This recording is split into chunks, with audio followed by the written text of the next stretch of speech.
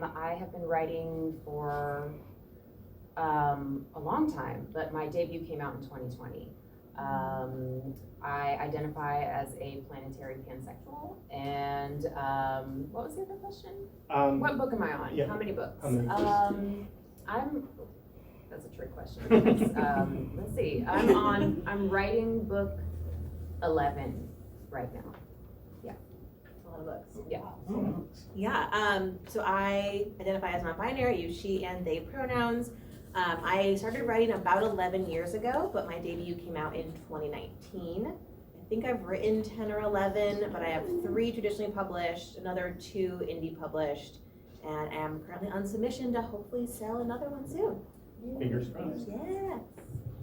And I identify as queer. My pronouns are he, him, as I said.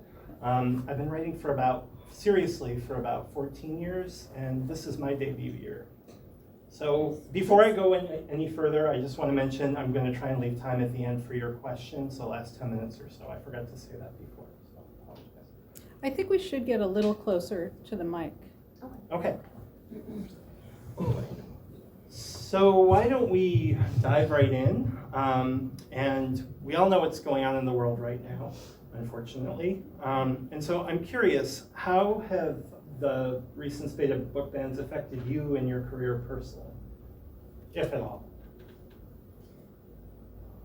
Well, as far as I know, 3 of my books have been banned, all of my YA books.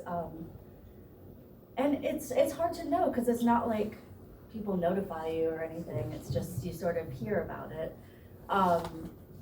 But yeah, I think it's been really challenging because, I think a lot of people, when I tell them I've had a banned book or 3 banned books, they're sort of like, oh, congratulations, that's great. and I get that because, if you're having a book ban, that means you're sort of pissing off someone who is potentially narrow-minded in some way. But I mean, I think it's been really discouraging too, because that sends such a powerful message that the kinds of topics and the kinds of people that you're writing about are in some way unacceptable, and that is just not true. So I don't know, I have a lot of mixed feelings about it, but it's emotional. Yeah, and I think it's interesting when I try not to Google and find out what's going on with my books, but the first time I actually got confirmation that one of my books was banned was my publisher did like a support banned books post on Instagram and tagged me. And so it was like, oh, I'm so glad you're promoting my books, but that was sort of I did not know, and I would have preferred to not know, just on like a random whatever day of the week it was. It's something where I know it happens, and prior to writing and coaching full-time, I actually worked in Cortland at the Cortland LGBTQ Center, and so I had a lot of experience there with being with people who made it very clear that they did not approve of who I was as a human being, and it was my job to try to educate them. So I already know that people sometimes just have thoughts and feelings about me that I don't love, and so then for it to also be coming in on something that's so important to me with writing books is like, it's not an amazing feeling, but I also I try not to think about it too much because I don't want it to impact how I actually write my books. I think the first time that I heard any of my books, I think I'm up to maybe like 4 or 5 of my books, including my middle grade, some of my middle grade, being challenged or banned, mostly in places like Florida, Texas, but also in places that you don't necessarily think of, like Washington State, places like that. So it's incredibly frustrating to kind of echo that sentiment. It's disheartening, but the first time I'd ever heard that one of my books was banned was there was a list that came out. Representative Matt Krause from Texas, the great state of Texas, put my book on a list, put Cinderella's Dead on a list with about 800 other titles, and I know for a fact he didn't read it, so I think that's also, not that it would be okay under any circumstances, but most of the time these books aren't even being read. Someone just sees that there's a black girl on the cover, or sees that there's a queer character and decides that it needs to be challenged or banned. So it's frustrating. I have been disinvited from events. I have been, I do a lot of school visits as part of my, my kind of writing career. And I have been disinvited. I have been asked to speak in a building that is adjacent to the school because they don't want me in the school. And it's frustrating. But on the flip side, the young readers are the ones who are fighting back, along with our educators and librarians. But librarians are my favorite people on the planet. But the young readers are fighting back, and I find that really encouraging. They will go and they will buy copies of these banned books and give them away to their classmates, to the community. So they're doing some really good work. And so really important to be in community with young people during times like these. That's great, thank you.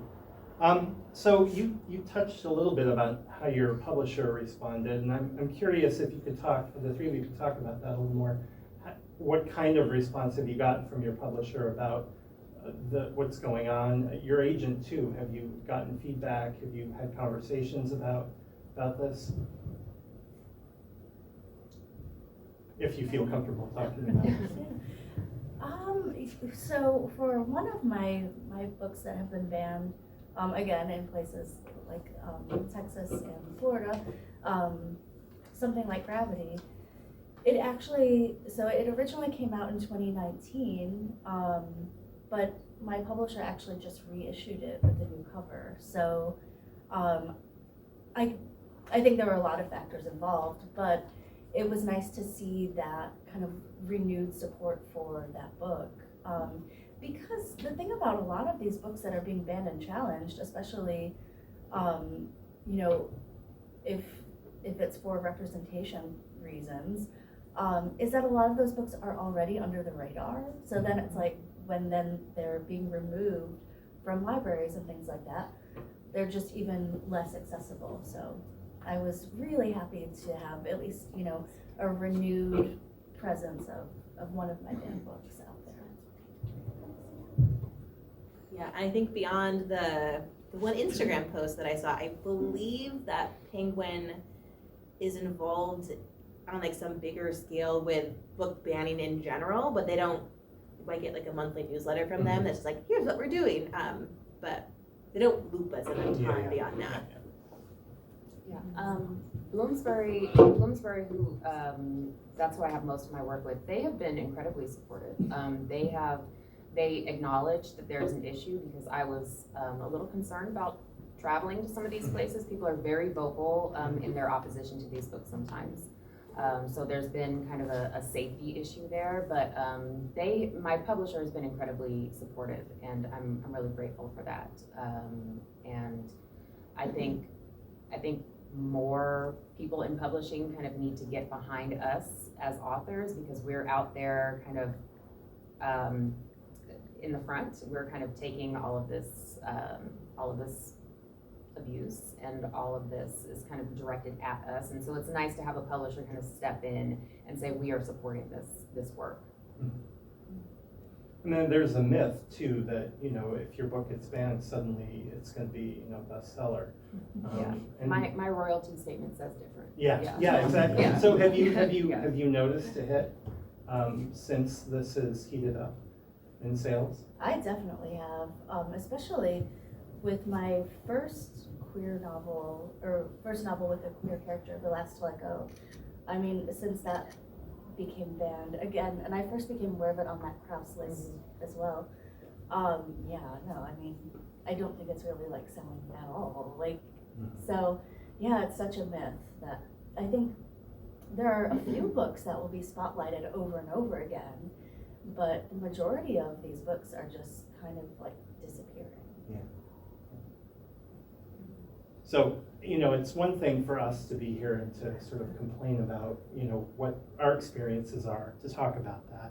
But the real victims are the kids who are not getting the books they need to get. And so I'm wondering if you could all talk about this in some detail if you feel like you want to. What do you think kids lose, particularly queer and trans kids, when their access to books that reflect their own lived experience is taken away like this?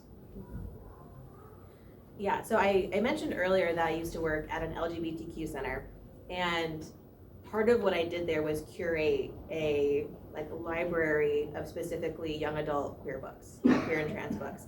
And so I got to see firsthand what it was like for these kids to come in and see just like shelves after multiple shelves of books where they could find whatever genre they wanted, characters who were like them. And with, I don't want to get too deep, but with the rates of mental health issues we see in our community because of how we're treated, when you take away community, when you take away the ability to be seen and be visible, that just makes that worse. There was a study done by, I think, the Trevor Project on how if there's just one affirming adult in a trans kid's life, they are, I think, 50% less likely to attempt suicide, which is a huge decrease for just one person, literally just one adult. And so when we have these, politicians and people who are actively making it so much harder to not only access a place to be seen and to feel affirmed, but also they're just so loud. They're so loud. And I think that for someone who's already struggling, like that just is an unnecessary burden that gets put on them.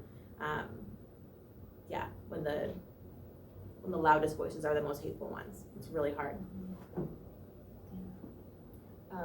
There's a piece by a scholar, Dr. Ladine Sims Bishop.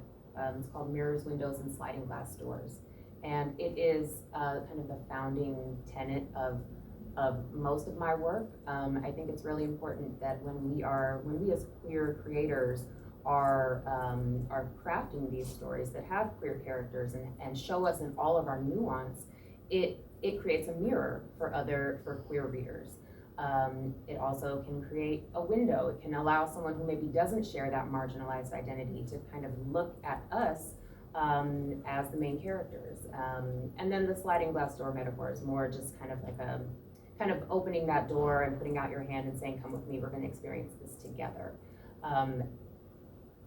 All of those things create compassion and empathy and understanding, not just tolerance, but real, genuine empathy. And so the young readers are losing that when they lose access to these stories. It's so much bigger than just one book or one story. It is about this lived experience that so many of us understand and are putting into our work, just to allow, one other young reader to know that they are seen and that they are not alone and that they have a community that is here for them.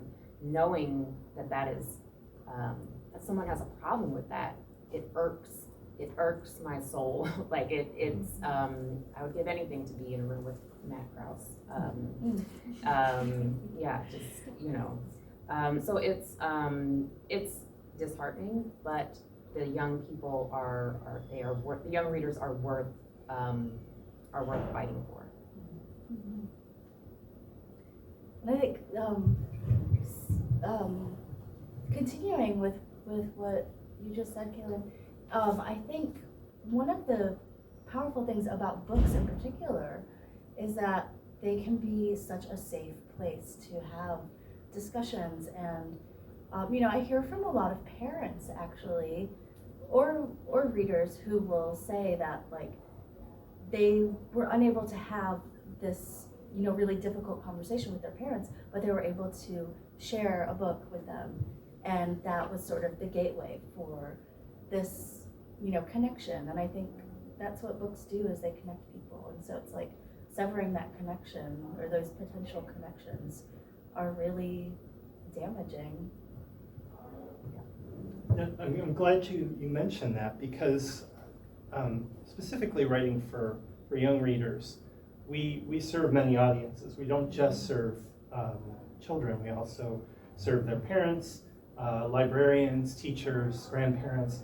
And so I'm wondering how this climate has affected your relationship with your readers, with the different groups of people. I mean, you probably all, do school visits and So I'm wondering if you can talk about that, how that's impacted those relationships with people.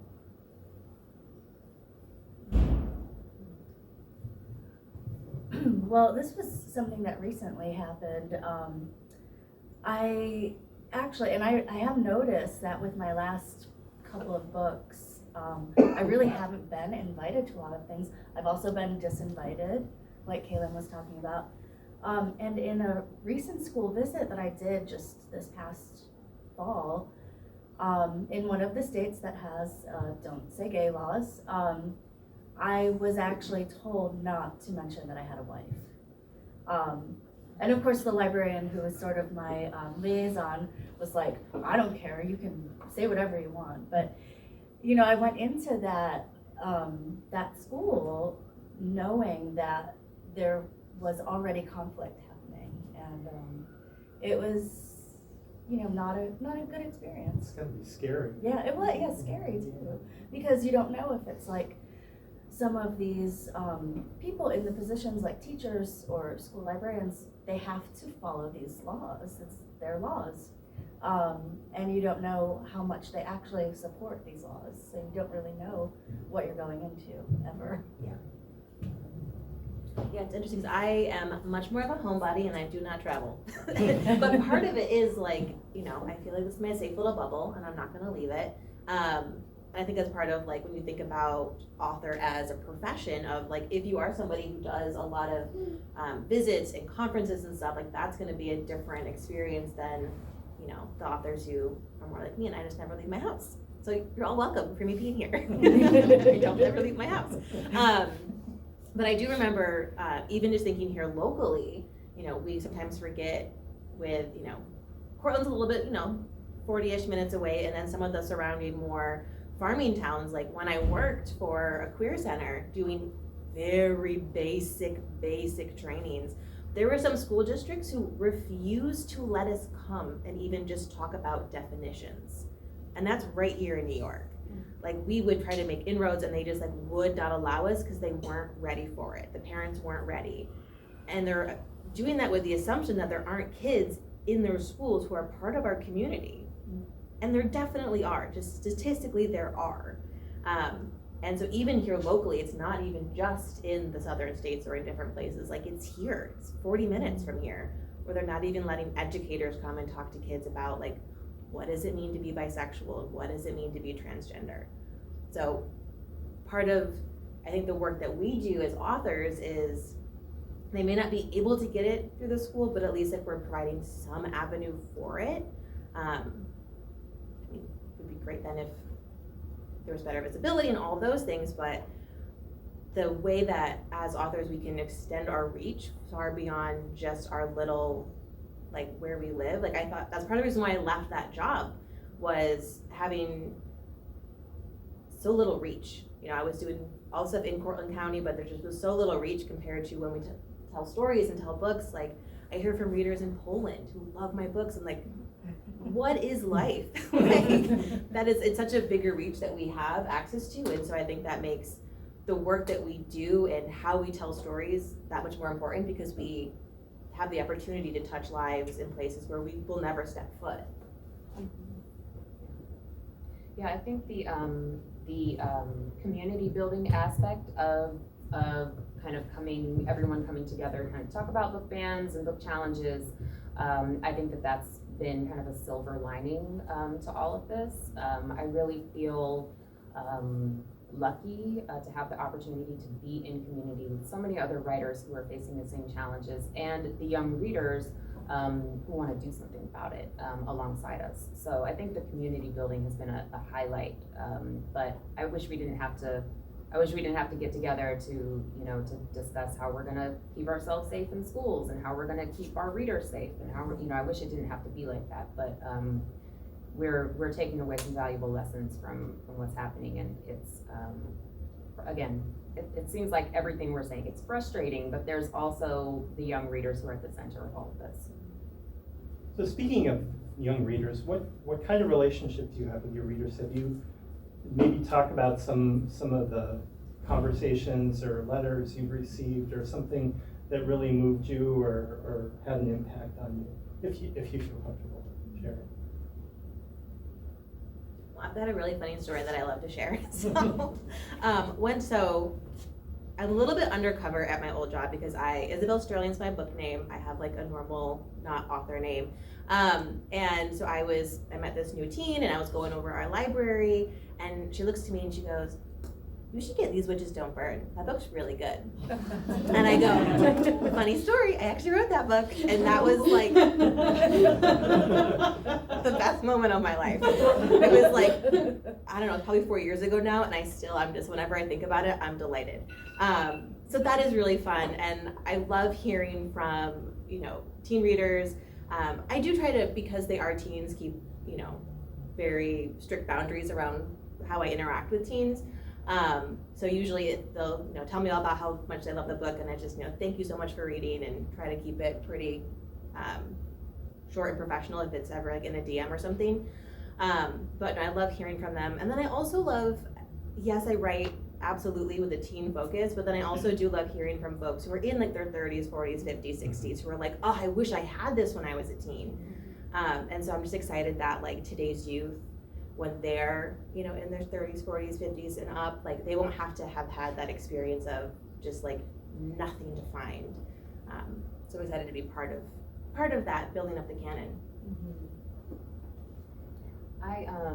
I love my readers, man. I especially like the middle school kids because they have no filter. It is in their brain, out their mouth. They are the best. I love that. I mean, it's like, it's the best.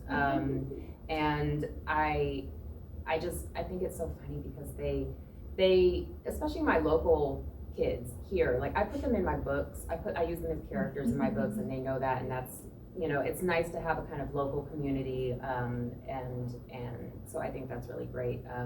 But yeah, I write, YA and middle grade, and the high school kids are wonderful, great, but it's just something just so special about the middle grade students. I love them so much. But I get letters, I get snail mail, I have a P.O. box, so it's like I get DMs, I get emails sometimes they find my email, I'm like, how did you do that? But, and kids, they come out to me, they tell me that, oh, I saw myself in this story maybe for the first time. It's all just very special to me. I take what I do, my responsibility, the responsibility that I have to the young readers, I take that very, very seriously. And I enjoy any opportunity that I have to be in community with young readers. I say my middle schoolers love you. Oh. They do. I'm so glad. Yeah, for me, I think hearing from readers, whether it's teenagers or adults who have somehow found my books, it's really like the best part of being an author. And so like those really kind of like I've had some high stakes sort of moments with readers where they have told me, finding one of my books helped them to, want to actually continue living, that sort of thing. And I just, or, have helped them come out to family or friends, or help them even to understand themselves better. And those responses are really just the ones that stay with me. And it helps me, it's not always easy being an author to kind of find the motivation and keep going. There's a lot of messiness in the industry, and, it's sort of those interactions with readers that I keep in mind when I'm having one of those bad days where I'm just thinking, do I really have another book in me? Do I really want to go through this whole thing again? And but I do, and because it always comes back to the readers, and they really make it all worth it. All of the bad stuff that comes along with it. So related to that note, so as writers, we try to sometimes block out the world when we're writing. We don't not to let it creep in, but I'm wondering if the current political climate has impacted your work in any ways. Has it changed the kind of stuff you write about? Or do you find yourself self-censoring? Do you find yourself wanting to tackle topics that you maybe wouldn't have before? Any kind of impact at all?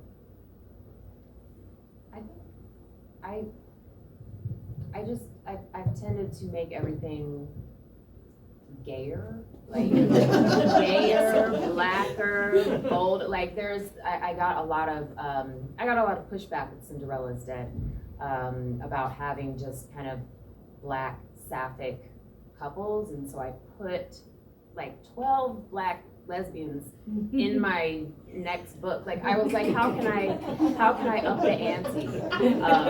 So I feel like my response is to push back in the most kind of like the loudest way possible, just because I don't like being told what I can and cannot write. I don't like that. So I'm going to always try. But the self-censoring part is hard, because I think sometimes you look at your work and you're like, okay, I know that if I write this is going to cause an issue for someone, that's going to make it harder for a young reader to get this story, to have access to this story. And while I do think of that, I'm willing to do whatever I can to make sure that they still have access. So I would rather just write the story that I'm proud of, write the story that I need to write, versus kind of, giving into that kind of, the kind of bigotry and homophobia and queerphobia that we see. So yeah. Yeah, I think for me, writing is so much my happy place, and I'm also very stubborn, so very similar, like you can't tell me what not to do. I'm gonna do what I'm gonna do. So there's a little bit of that in there. I think, I don't think early in my career, I used to have thoughts of like would maybe my books sell better or sell faster on submission or reach more readers if they weren't queer. And then I had a heart-to-heart with myself, and I asked, would I actually write those books? Would I enjoy writing those books? And that was a big no. So then I just stopped letting myself think about that. One, because you can never know. It's not like we can split the universe in half and have this A/B test of if I wrote this book straight or if I wrote it queer, this is how the sales go. We can't do that. And I think the question, you start to wonder, am I not being invited because it was a challenged book, or am I not being invited because they just don't like my books? You can't answer those questions. So for me to really think about, if I'm gonna put in the time and effort and, challenge, an emotional challenge of writing a book, I'm gonna do one that I love. And it's gonna be super queer. It's just gonna be. And I think that sort of has been my guiding light more than really reacting to the politics. I will also say, for my own sanity, I try to turn off the political talk as much as possible, just to keep myself healthy. My spouse loves to watch the news, and I love you, but whenever the news is on, I'm not in the room, just because I already have enough things that are hard in my life that I don't want to add anything extra. So if I can easily cut that out, and I know that I'm doing my part by telling these stories, by the way that I vote and all of those pieces, I let him handle knowing what's happening in the news. Yeah, that sounds very healthy. 2020 was really, really hard for my mental health, and so I've had to change a lot of things. I don't think anything has really changed with my approach to what I'm writing, because I've always been writing, kind of about tough topics and things that are already kind of a hard sell for publishers. And but one thing that has sort of happened recently is I've been really reflecting on kind of the parallels to what's sort of going on now with, in particular, trans and non-binary kids or young people, and kind of the things that I experienced when I was a teenager back in the 90s. And so my next book, which I'm co-writing with my wife, actually is taking place in the 90s. So it's technically considered historical fiction. Which is, which was a big shock, but I don't think I would have ever written kind of outside of contemporary times had I not been sort of reflecting on the parallels. So grassroots organizations like Authors Against Book Bans and Red Wine and Blue have formed to combat book bans on the local, regional, and national level. How do you think children's authors as individuals can support librarians, teachers, and parents who want to protect the right of children to read?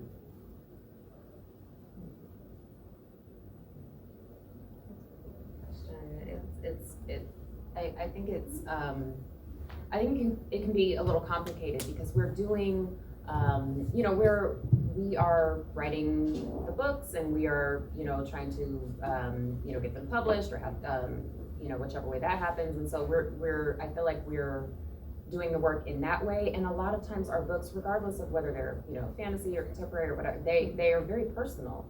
So it's the emotional labor of that is there. And then, we are working within our own communities, with young readers, school visits, virtual visits, things like that. So I think the best thing that I can do is to, again, I keep talking about community, but being in community with your local schools, your local libraries, to really ask them what they need from us. What can I do? But also, we have a lot on our plates, and so it's really important for us to also protect ourselves and our own kind of mental health. And I don't know about you all, but I have terrible work-life balance. I'm trying to be better at that, so I have to think about that as well. But ultimately, I feel like if I can support my community, those kind of grassroots organizations that are really, out there on the front lines doing that work, I think it's kind of a partnership. And if we can, my support is always there. I'm always reaching out to people and asking, is there something I can do? Is there some way that I can show support? I think that's kind of what I do, and that's what works for me. But Yeah, I think knowing your own capacity and your own strengths is really helpful. There was a time when I actually ran for local city council. I've done a bunch of things to kind of get involved places. And then that was a period in my life. And then there was a period in my life where the only thing I can do is write. And getting to a place where I'm okay with that. Because I like to think long term, a decade from now, I think it's gonna be more useful to, the kids who are little now, who are gonna be teens, the adults, everybody. I will be of more use to them in a decade if I'm still putting out books than if I try to do everything and burn out and have to stop. So I'm always thinking about, given this period and this season of my life, what can I do? What energy do I have? And I think the best way that I can contribute in this season of my life is to write the next book and make it as amazing as I possibly can.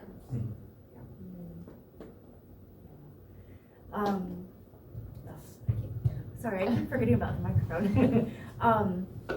Yeah, I think actually I love both of your answers. I think I try to keep both of those aspects in mind, but I try to just, as much as I can, make myself available and to really eliminate any hurdles that there could be. So often, if it's a library event or local events, something that doesn't require me to do a lot of traveling or being away for a long time.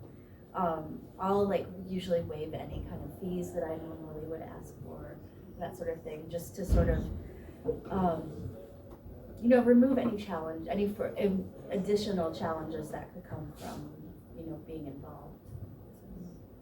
It feels like a small thing, but again, it's sort of looking at how much can I really do.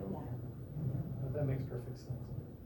So we have about 10 minutes before I want to open things up for questions. So we'll take a little change of direction here and talk a little more about each of you. So I'm curious, queer people always get accused of having an agenda. So I like to lean into these stereotypes sometimes. So what is the queer agenda you bring to your work?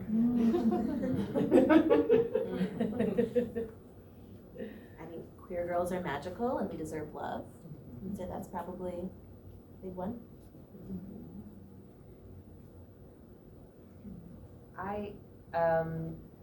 My thing is that queer Black girls often get erased from the picture altogether, and so with a lot of my work, with most of my work, it is about queer Black girls and carving out a space for us because we exist and we deserve to be the main characters. I'm not sure exactly what my agenda would be, but I think, you know, one of the things I really keep in mind when I'm writing anything is to just try to be as honest and as authentic as I possibly can, because I feel like you know, that can be a gift, is like, you know, truly painting things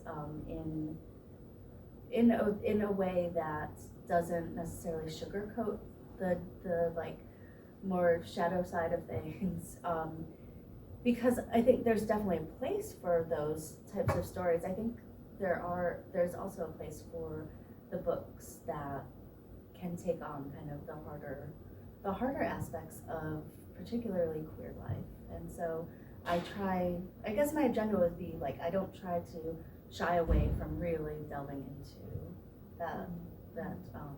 the darkness. How about that? So I'm always curious when I talk to writers how your writing journey unfolded. So how did you get here from there? Did you pursue an MFA? Did you always write from the time you were a child? What was your journey to publishing your books like? I can go first. I had a kind of a roundabout journey to becoming an author. And that's one of the things I love, is that there are so many different pathways into writing. So I had always written privately. From the time I could write, I always had journals, diaries, that sort of thing. I wrote poetry from the time I was probably in middle school and high school. So I've always been a writer, but I actually was much more involved with the visual arts for most of my life. That's what I went to college for. I have my BFA in painting, and my master's is in art history. So I spent a decade in the art world, working in the art world, and I actually started doing a lot of nonfiction writing to start with. And it sort of coincided with me also not having a studio.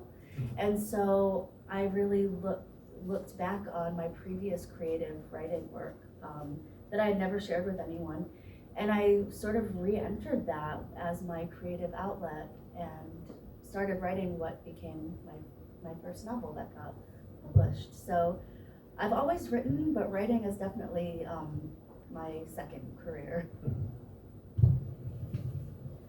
I think that's really funny, because I had a similar sort of winding path where I went to college for music. And I was a music composition major. And then at some point in my going through that, I realized I did not want to live off of ramen my entire life. And I did not like writing music enough to like do the work needed to be successful. Like I could see all my peers who were, in my opinion, more talented than me, but also more importantly, more driven than me. And so I was like, I'm not gonna do this. And then I took a pivot into student affairs. So I worked in Rick President's Life for a long time. And then I pivoted into the LGBTQ Center. But yeah, I was in grad school when I first started writing, because I was totally burned out on music, and I haven't touched it since, beyond singing to the radio. And I was so just like, I don't know, like something was missing in grad school. So the second year of grad school, on Halloween, I was driving to my grandma's, and I was like, I bet I could write a book. And then the next day was NaNoWriMo, and so then I just started writing books in 2012, and I haven't stopped. I will say it took me 4 books before one could get published. It took a while to learn those skills. It was all self-taught, and like I love Susan Dennard and her resources that she provides. But yeah, I just wrote a lot. I love to revise, so that really worked in my favor. But yeah, just taught myself over time, and yeah, that's how I got here. I I went to college for music as well. I studied classical vocal performance. So I wanted to go into the theater. And then I realized that I have some of the worst stage fright you've ever seen. So I became a preschool teacher. I was a preschool teacher for 10 years, and I think I got a little, I was writing during that time, but it was very much, it was poetry, it was songwriting, it was a few attempts at a novel. And then I think I got caught up in these other roles that sometimes happen in our lives. I was a mom and I was a partner and I was doing all of these things, and I kind of lost, I think, myself for a while. And then one day I was like, I gotta do something for me. I have to do something that's just for me. And so I wrote a book, and it was terrible. But I wrote 3 books before I got to Cinderella is Dead. But I just really wanted to do something for me. And writing kind of checked all those boxes. I could do it while I was home with my kids. I could do it between shifts. It worked for me. So I'm glad I got back to it. We all are. So who are your writing mentors and heroes? People you know or people you just admire from afar? I always have the same answer, and I probably share this author with a lot of people, but Laurie Halse Anderson is really like one of my literary heroes, and I just remember I read her novel Speak in my senior year of high school, and that was one of those books that really changed my life. It made me feel seen. It really, like we were talking about earlier, it gave me that mirror and a window as well. And I will just forever love her. And I've since becoming an author, I've gotten to meet her several times and tell her how much she means to me. And it's always nice when you have a favorite author or artist or musician, and then you get to meet them, and they are even more wonderful than you ever imagined they would be. And then that's the case with her. Awesome.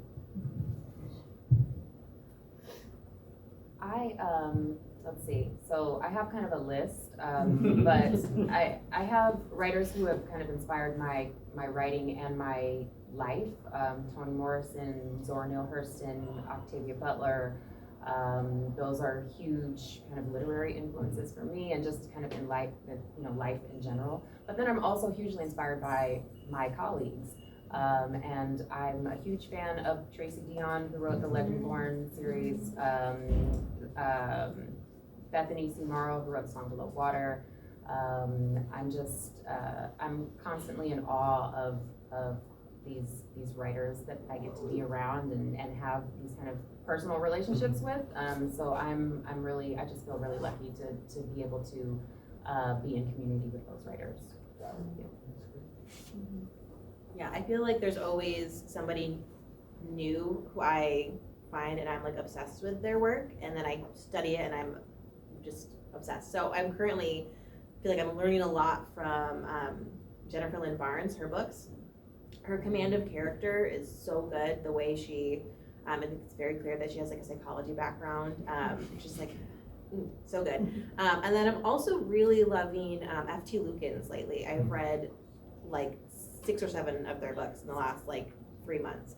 And what I love about those two is, just part of what I like to do with my books is, you get to step into this story and queerness just exists. And it's just like this, like, I think we need both. I think we need the books that really look at the hard parts of our identities and the things that are challenging because of the way we're treated.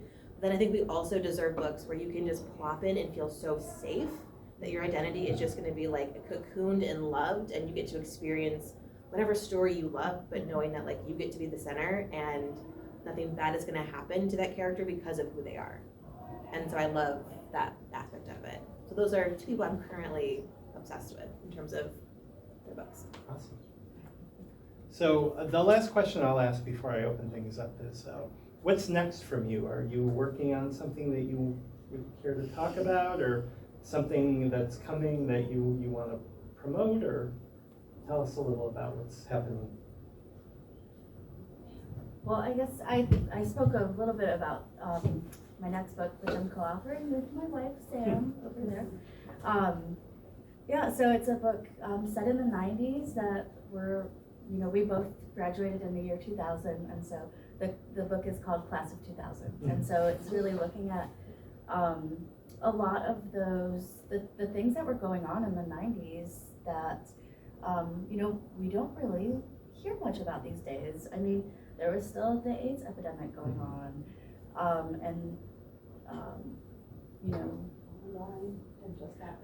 Columbine had just happened, which was, really something that we hadn't seen before. Matthew Shepard, all of these things that sort of kind of were part of the foundation for where we are right now.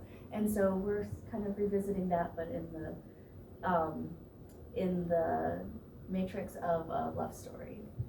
So it should be out, if we can finish writing it, fall of 2025. Awesome. It's sapphic. Yes, and it's queer.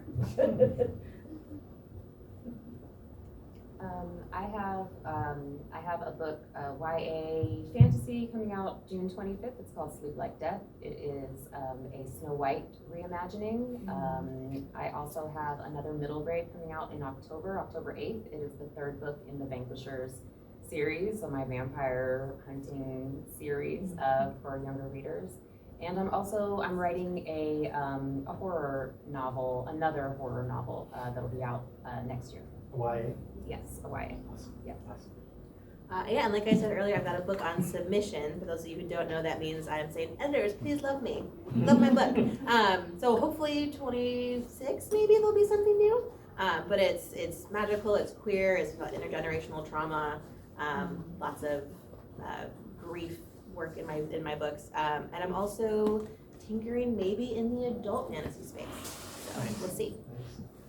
Great, thank you. Wait, what about you? Tell us about your book. I brought postcards. We mostly come out at night. 15 queer tales of monsters, angels, and other creatures. Leaning into the monster trope and turning it into a heroic representation of queerness for queer teens. 15 stories, some great, fabulous writers, and I'm extremely proud of it. And I can't wait till it comes out, May 21st. Thank you. Soon, yay! Yeah, only a few more weeks. Are your previous books here? Yes. Yeah, in fact, they put out a table up there. Good. So in our last few minutes, I'd love to open this up to your questions. If you just want to raise your hand. Gwendolyn. One of my questions are, how old are you? What else do you want to know? Do you want to tell them about how their books are in our house and how much we love that representation matters and it's very important? How's it going on, like writing books and like that? Yes, and do you like writing books? Can we ask, do they like writing books?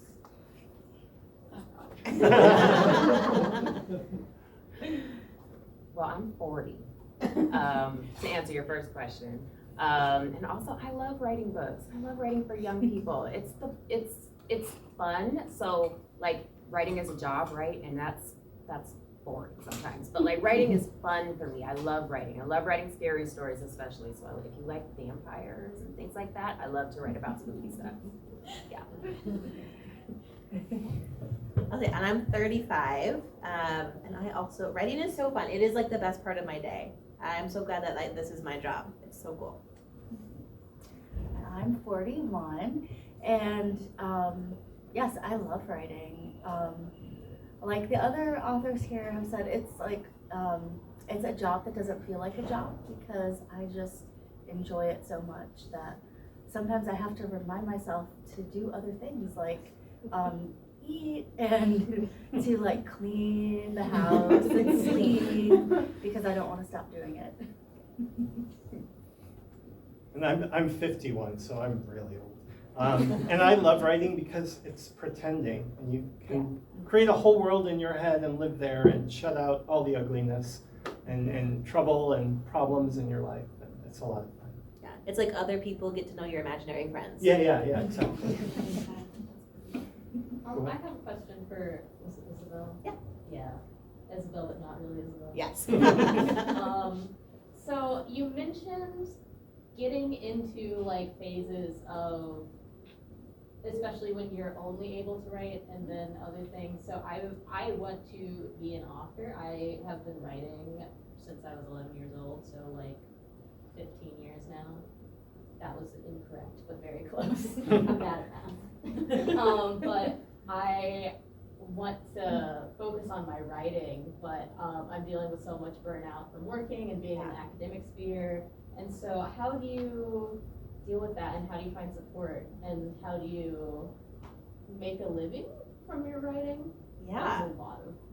Yeah, it's a great question. First, I will direct you to, I have a podcast, The Author Burnout Cure. Check that out if you have not. It's like 118 episodes, I think, now. So I talk about burnout all the time. It's my favorite topic. I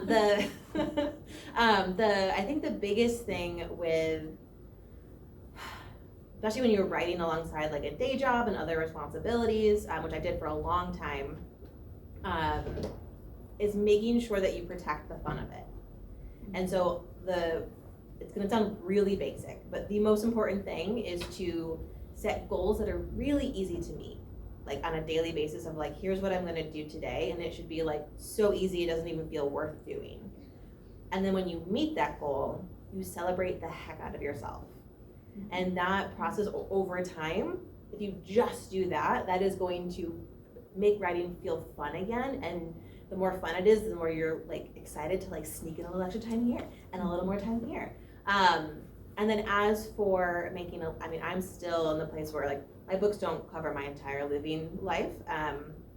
But I think part of what was really helpful when I was still at like an active day job was thinking about that time spent there was funding my dream, was funding my author career. And that allowed me to be less resentful of those other like early jobs when I like just wanted to write all day and like, why can't I just write all day? Like that was funding the dream. And that made me feel a little bit less exhausted with that. Is that helpful? Yes. Okay. So I have my debut is coming out next year, and Pause for applause. So is queer, and I was wondering from your perspective, for all that you guys have experienced and pushback, and what if you could go back in time and just kind of tell yourself something, or encouragement, or just, hey, be prepared, anything like that, what would it be? I think one thing that I wish I would have done, like with my first and second books in particular, is just take time to enjoy, and celebrate yourself. Like Isabel was saying, none of this stuff is easy. It's not like they just hand out, book deals to people. Like, you work really hard, and I feel like I sort of missed the whole process of actually enjoying publishing my first two books, because I was just so worried about everything, worried about all the things that you just mentioned, and there is a lot to worry about, but I think it's very, very important to make time to just feel good about what you've done and not worry, is it good enough, or what's going to happen next. That would be my advice. Yeah, I think I would say the only thing that you can really control is the writing. And that's really, I spent a lot of time during my debut year trying to it was also at the beginning of the pandemic, and it was very much like I was trying to learn new things, new ways of reaching people, and that's been great. But I feel like I focused a lot on social media and doing all of these extra things, when really the only thing that I could actually control was the writing. So I wish I could have kind of reminded myself of that at the time. I think it would have saved me a lot of unnecessary stress, because you can make like a whole video on TikTok and you can end up get 4 views and you've spent 5 hours making one, you know, it's like sometimes those things that you just have to figure out where your energy is best used. And I find that it's always the writing. Yeah, I would say similar, like focus on the writing, and also like I similarly had a really hard time with my debut. That's why I do so much burnout work now, was because I was so burnt out, and I was like, I can look back with so much like love and kindness to that version of me, but I was miserable. I was achieving my dream and miserable because I was so scared of screwing it up. But your career is so much more than your debut, and so being able to soak up as much of the like, I am, like, you wrote a story that is queer, that I'm imagining, I'm gonna make some assumptions, that you love that book, and people are gonna read it. Like, that is magical. And so when you can, when things are hard, come back to like, I did something that so few people ever do. And especially if you're in a debut group, it's hard to feel that, because it's like everybody and their brother and their sister and their sibling has a book deal. They don't. Like, what we do is we are such a small portion of who wants to do this, and letting yourself be really proud of that. And like, I think if I could go back and just tell myself like, take a deep breath and just enjoy it. Like, that I think would have made my 2017 through 2020 much better. The only thing I would add to that, and it's really basically what you've all said, is just be really patient with yourself and keep in mind that, you know, writing careers are not sprints, they're marathons. And so the things that, you know, I think a lot of, when you debut, you have all these markers in your head of this is going to happen and this is going to happen and this is going to happen. And sometimes they don't all happen with a debut. Sometimes it's your 3rd book before you get a trade review that, you know, is respectable, or you know, or whatever the thing is. So, you know, if it's not happening yet, it will happen. And just, you know, take a deep breath and experience, live in the moment as much as you can, and not get too caught up in all the stuff you see in social media and online about your peers, all the great stuff that's happening for them, because it'll happen for you eventually. You just have to be patient. Yeah, I think on the good and the bad. So I was once at a writing retreat with Victoria Schwab, and this was well before I even had an agent. And the advice she gave me was, and everybody who was there, wasn't just me, but was that the longer you're in this career, the higher opportunity that everything will happen for you, the good and the bad. So the longer you're in it, like, you know, eventually you'll have a book canceled. Eventually you'll have a book do really well. Eventually you'll have a book that, you know, your editor is going to leave, and now you're orphaned. Like, all of the yucky things that can happen will happen if you stay in the game long enough. And so the more you can learn to emotionally handle all of that, like, the better off you're going to be. So I think we're just about out of time, but one more question and then we can wrap Okay, it up. one of my like favorite memories of growing up, and there aren't many, but is like being in the young adult section of the library and finding an author who was writing about queers, which is Francesca Leah Black. I don't know that she's queer herself, but she wrote like fabulously about queer characters. So just my question to each of you is like, what author was the first author you discovered that was writing about queer characters and inspired you as a young adult? There weren't many. I do remember, sorry, I keep forgetting about the microphone. I hope you can hear me okay. So there weren't many books, you know, in the 90s. And they certainly weren't like at my school library, which was kind of my only access to books. The one book that I do remember finding at the public library was Annie on My Mind, which was, so it's a sapphic love story, but it was written, I think, in the late 70s or early, So it was a much older, it was already 20 years old when I was reading it, and that literally was the only book I could find, and I cherished that book. It really, it was written by Nancy Garden. I think it was probably something by Anne Rice. I mean, I didn't have you know, there wasn't like a queer section that I could go to and kind of pick, so I had to, you know, kind of find it where you can, you know, and it was probably an Anne Rice book. I was reading Anne Rice way too young. And then also Octavia Butler. I read Fledgling, and I feel like there are depictions of what it means to different kinds of relationships, just to kind of like let you know that there's something outside of this kind of very heteronormative view of things. That was also hugely impactful to me. The one that comes to mind that I remember from being a teenager, there was a secondary sapphic couple in Libba Bray's The Gemma Doyle trilogy. Those books wrecked me. But I also was a bit of a late bloomer. I did not know that I was queer until I was 26. And the first book that I read right after I came out was Dahlia Adler's Under the Lights. Dahlia Adler is like, love her. And that was, you know, she started at a little bit of a smaller press, and I just devoured that book. So if you are somehow not on to Dahlia Adler, get on that. She's amazing. Yeah, she is. And she does so much for the She's queer Such a writing huge community. advocate. Yeah. So those would be my An two. amazing writer. Yeah, She's so good. I was a little older, so like in my early 20s when I sort of was a late bloomer. And so the book that I remember isn't a YA book, but it's about teenagers. It's Mysterious Skin by Scott Hine. And that was the book that when I read it, I realized I wanted to be a writer. It's a great book. It's very dark, but it's a great book. Thank you. So I think we're out of time. So thank you all so much for coming. It was great to have you. Thank you for your questions. Enjoy the rest of spring night. It's going to be great.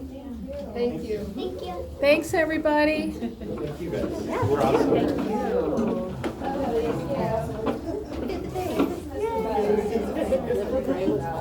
I just wanted to introduce myself. I'm here in it's actually my so this is Nancy, my library clerk. My